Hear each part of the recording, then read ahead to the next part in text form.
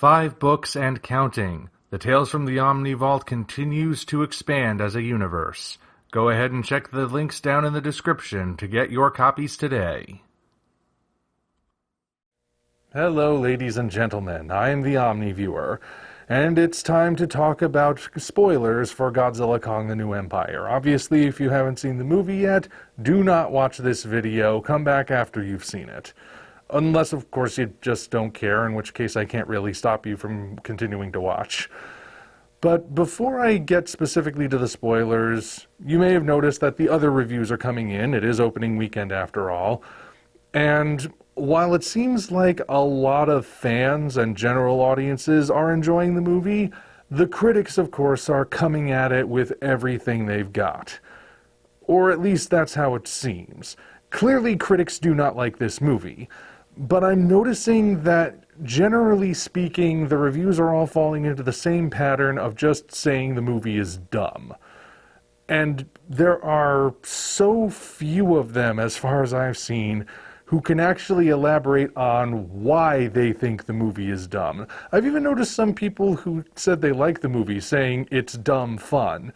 And I did not use that term myself in my initial review because I don't think the movie is dumb. And as such, I also have to question, why do people think it's dumb? A lot of the critical reviews I've seen at this point don't elaborate. They're just taking it like the dumbness of the movie is self-evident. There are even quite a few that I see, they're just listing off stuff that happens in the movie and saying it's dumb. Like, well, Godzilla does this in the movie, and that's dumb. He turns pink, that's also dumb. There's this fight in zero gravity, that's dumb. And hey, this thing over here is also dumb, and that's dumb, and everything in this dumb movie is dumb. We hope you enjoyed No Argument Theater. Be sure to tune in next time. With no real elaboration. And that's the general idea. Sometimes there are double standards invoked, sometimes there's a general lack of understanding for what the movie was going for, but ultimately it just kind of feels like they're, I don't know, when they're all repeating the same thing without elaborating, it starts to feel a little like they don't actually have anything to say. And you know what? I'm not going to pretend like there aren't things in this movie that could be seen in that light, or that don't quite work in terms of writing. Kong's acquisition of the gauntlet, for example. You just have to marvel at how he gets his right hand injured, and then that's when Trapper just happens to remember that there is a special technology piece that was designed for Kong, that was part of a bigger project that was never finished, but it got transported to that same Hollow Earth facility we were following at the beginning, and was stored in a place that somehow wasn't destroyed by the Scar King scouting party, and nor was the vehicle that can transport it, so he can just quickly run to get it and fly it back, and what a coincidence, it just so happens to be the piece that fits the hand that was injured, and it has a special kind of vaccine fluid in there that can somehow positively affect the frostbite. Isn't that just a smorgasbord of coincidences and contrivances to have lined up all at once? I mean, yeah, that's not the most stellar moment of writing in the movie. Does it break the movie? Considering how far into the movie it is, I don't necessarily care that much about it. The rest of the movie, or at least the majority of the rest of the movie, I still think did well enough that I can at least tolerate something like that, even if I know it could be done better. But still, I feel like those moments do not comprise the majority of it. I actually think Godzilla Kong the New Empire is a particularly smart movie. Not like it's brilliant or meditating on things that are deeper and complex like -1 did, but more so in how it presents stuff. Because let's face it, when it comes to visual storytelling, first of all, you have to actually watch what's going on in order to understand it, and in order to get the audience to watch, the filmmaker has to make what is being seen interesting, and they have to also find ways to make it clear without having it be so over the top that it feels like it's condescending. And I feel like those moments where the monsters are not fighting, and contrary to what you might have heard, it's not all just monsters fighting 100% of the time. There are plenty of moments where the monsters are just doing their thing and actually carrying the story forward the way a human protagonist might. But in those moments, and even in the action moments, you can tell what's going on because a lot of effort was put into every single aspect of those moments to make sure you did understand, but not in a way that they felt like you were somehow going to miss it if they didn't make it as clear as possible. Again, a few bits of exposition notwithstanding. So, it might not be a brilliant movie. I don't think it's a dumb movie. I think it knows how smart it needs to be in order to get the job done. And ultimately, I could go through and respond to different reviews I've heard, but what I ultimately come down to is the idea that if there are people out there who really can't accept this movie for the fun ride that it is, well, that's more their loss than ours. So just let them call the movie whatever they want. Based on how the box office projections are for this movie at this point, and how audiences are positively responding to it, I don't think they're actually going to have that much of an effect. I don't think the new empire is going to join the $1 billion club necessarily, but I do think it's going to be successful. I guess we'll see, though. But anyway, enough about that. Let's get into the actual subject. Alright, so let's start by addressing the elephant in the room, or should I say the butterfly.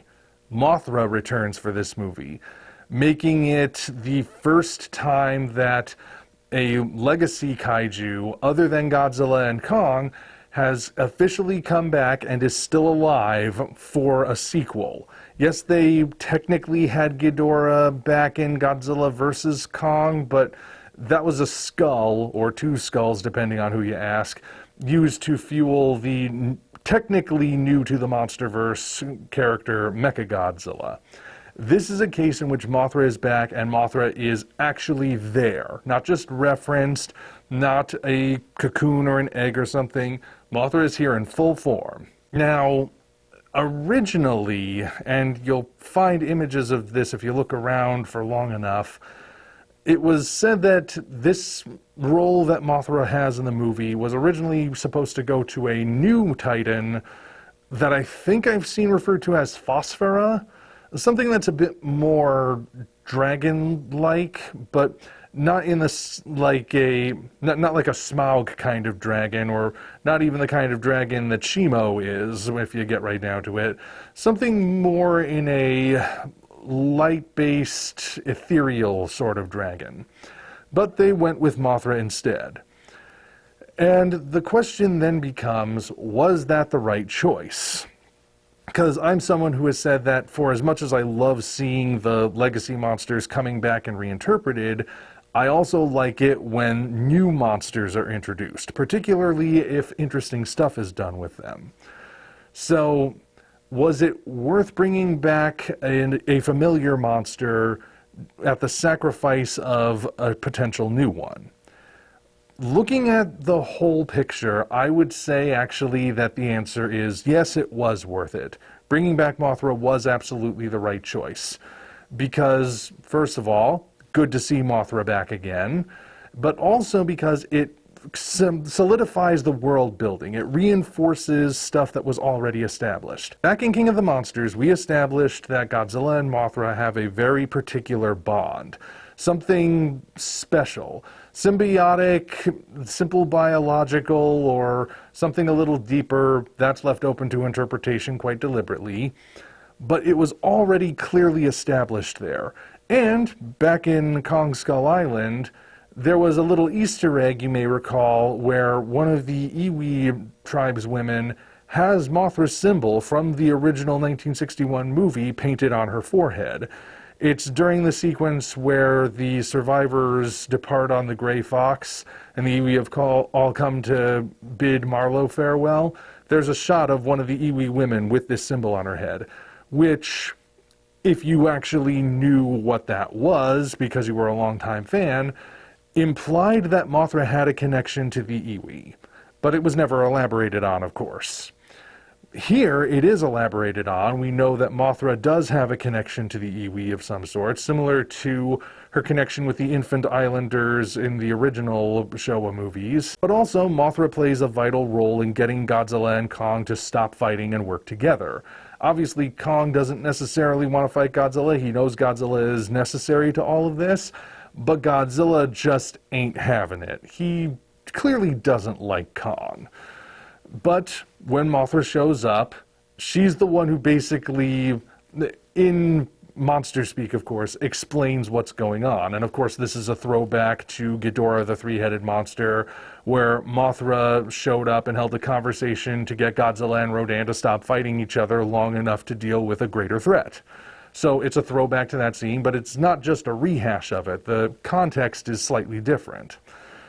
And having Mothra in that role, that, like I said, reinforces the connection. If they brought in a new monster and had that new monster do the exact same thing and they established this monster has some sort of a special bond with Godzilla, then we would just be sitting there and thinking, oh, so Mothra was pointless then.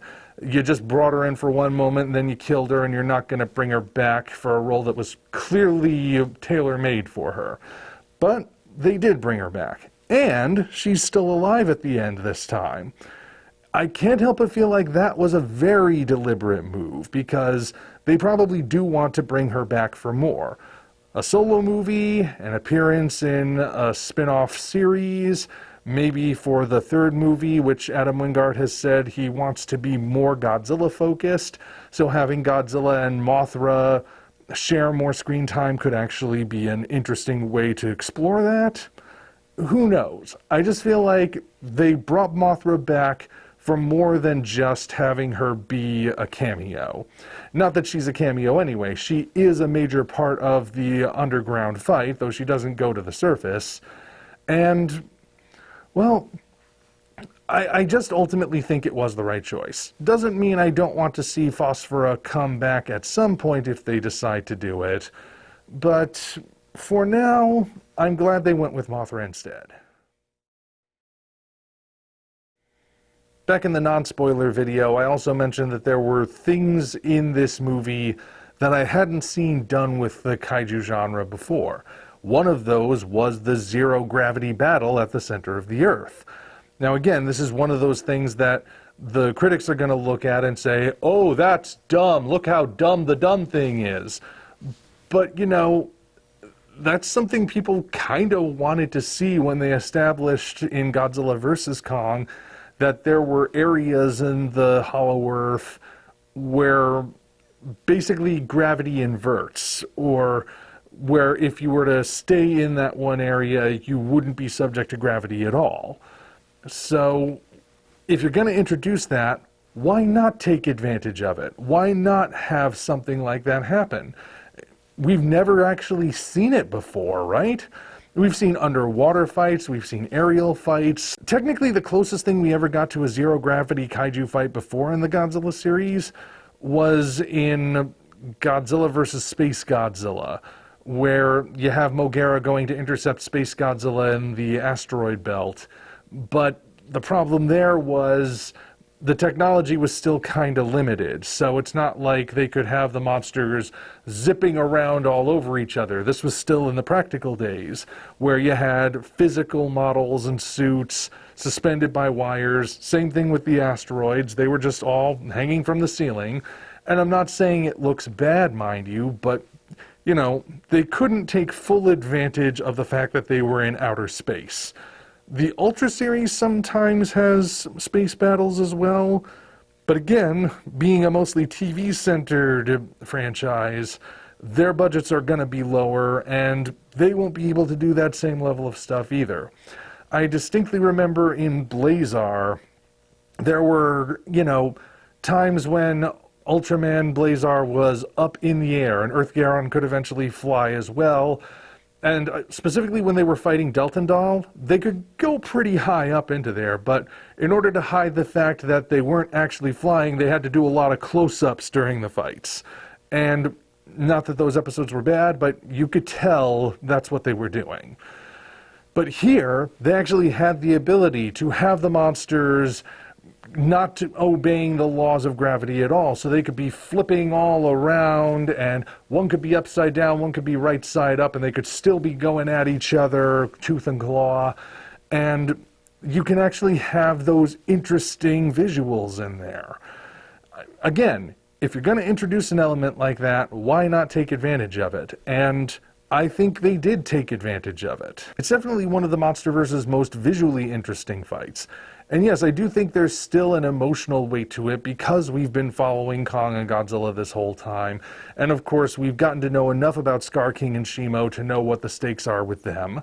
So, and of course, Mothra's there, Zuko's there, Scar King's ape army. Yeah, I do think it is a good fight. So, it may not necessarily have the same emotional weight as something like the final battle from King of the Monsters, where it does tie in a bit more to the themes the movie was putting forward, where you ultimately have Burning Godzilla be not just a reference to Godzilla vs. Destroya, but it's also like the culmination of all the sacrifices that have come up to that point. Plenty of other people have observed that fact. But for a fight that is fitting for the kind of movie this is, that's a pulpy action kind of thing, I do think it works. Now let's discuss Shimo in detail, because Shimo's like the worst kept secret of the movie, mostly because Playmates released the figures much earlier than the trailers decided to even hint at her presence. First of all, yes, Shimo is confirmed to be female. People suspected that, but it is actually confirmed now. And we also know that Shimo is not a villain by choice. Shimo has been basically just as enslaved by the Scar King as the other Kongs that basically work under him. More, perhaps even worse, because of the way he controls her. They say it's through pain. Clearly it has something to do with that little crystal tip he has at the end of his bone whip. They don't really explain it, but, you know, you can get the sense of how it works anyway. And as soon as they elaborated that Shimo is not a willing participant in the Scar King's crusade, I immediately thought, okay, she's probably not going to die at the end and join the good guys. Either that, or she's going to be the next Titanosaurus, a monster who doesn't want to do evil but still dies anyway and is tragic. They didn't go that route. Shimo does survive at the end, and actually, it seems to be adopted by Kong alongside Zuko at the end. So, I think that did actually work out pretty well. Shimo could have been in the movie a lot more, of course. And depending on what they do with the sequel, maybe we will get to see a bit more of Shimo. But overall, like I said, it was predictable what they were going to do with her. Just because it was predictable doesn't mean I thought that it was poorly done. Sometimes you know how it's going to end, but you still like seeing it get there anyway. I gotta say, Shimo's also a lot bigger than I anticipated. Like, she is as tall on all fours as Godzilla is standing upright. The action figures do not do them justice at all in terms of scaling. But apparently she's not even the biggest possible Titan there is. There is that bone bridge that they cross, the Kong and Zuko that is, which implies something even much, much bigger. That's probably the remains of Jormungandr if I had to guess about it. You know, the serpent so big it could wrap around the world. If anything in the MonsterVerse would deserve that title, I'd say that's it. But overall, like I said, I think Shimo was an interesting addition. I do want to see more of her because she could have been in the movie more, but what we got, I do think was good. Let's see what else. I guess I could mention that the New Empire is one of the first instances in which a monster who originated in the comics has made the leap to live action. That, of course, being Tiamat. Tiamat initially debuted in Godzilla Dominion, which was one of the Godzilla vs. Kong prequels. And with a good design and everything, that sort of serpentine kind of creature, but there wasn't necessarily any guarantee that Tiamat was going to make it into the movies. Because just because something from the movies makes it into the comics doesn't always mean it's going to work the other way around. Monarch Legacy of Monsters came along and introduced the Ion Dragon and those weird bug things and the Frostvark and whatnot. Plenty of monsters, but nothing we knew from the expanded material. And of course, the expanded material is on flimsy ground in terms of canonicity anyway. At this point, I'm pretty sure it's safe to say that Godzilla Awakening and Godzilla Aftershock do not count as 100% canon anymore, particularly in terms of the Shinomura and Muto Prime existing in the monsterverse. I don't think they do. If you want to know why, watch the video I did about levels of canon in fiction. However, Tiamat actually made the leap, for all that it's worth, because Godzilla killed her in order to absorb all of her pink energy, and too much pink energy is dangerous meme inserted here. But still, I think that was an interesting choice. They could have done a new monster again, but instead they brought in one from the expanded material. Does that mean the expanded material is canon? Well, it's still technically on shaky ground, but it at least has a little bit more of a foundation, at least some of those books do, than other books. Weirdly enough, it also means that Justice League vs. Godzilla vs. Kong has more canonicity than Godzilla Awakening because it features Tiamat. Now that's a weird one to wrap your head around.